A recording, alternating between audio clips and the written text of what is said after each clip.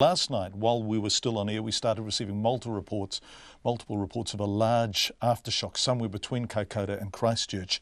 GeoNet immediately told us it was 5.7, located southeast of Kelvedon, about an hour and a bit north of Christchurch. People nearby were texting us to say they felt it, and it was nasty. The probable reason for that, a depth of only 7k. It was the tiny community of Scargill that felt it hardest, familiar with earthquakes after 2010, 11 and the shocks of the past week and a half. This was in a different league entirely there. Here's Scargill resident Bryn Davies.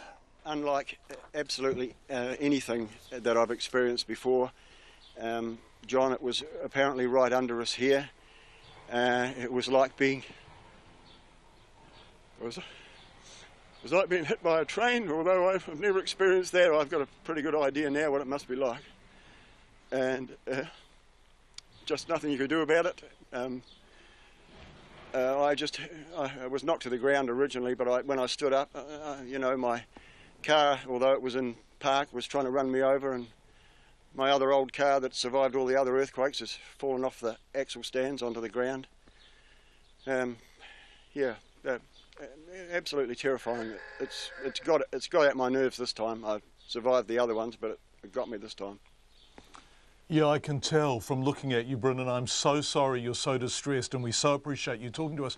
I can see your car open, the boots open behind you. Is that where you went and slept because you were so terrified of the house falling on you, basically?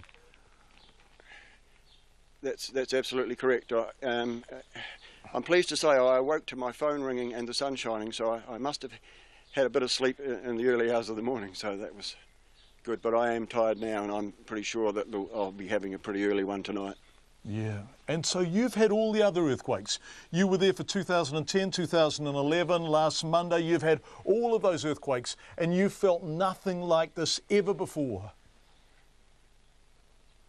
Absolutely nothing like it before, because, as I said, this one apparently was right beneath us here in Scargill, and there was absolutely only a split second of warning as that train headed for my house.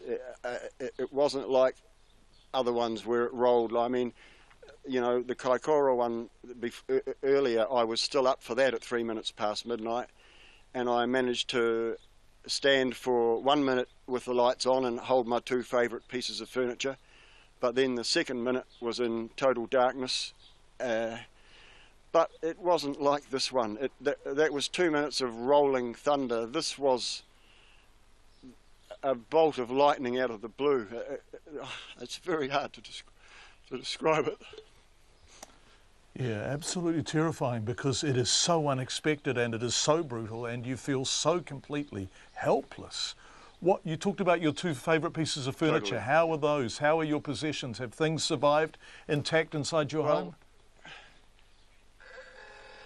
Funnily enough, those two pieces that I was hanging on to in the Kaikoura earthquake actually stayed upright, and they were the only two pieces that did. A small story of irony is that I haven't had a television now for 30 years because I don't particularly like it, but because I'm due for retirement shortly, last Friday I bought myself a 40-inch smart telly, and it is no more because it hit the floor. So I think there's some irony in that somewhere. It's Bryn Davies, who lives in Scargill.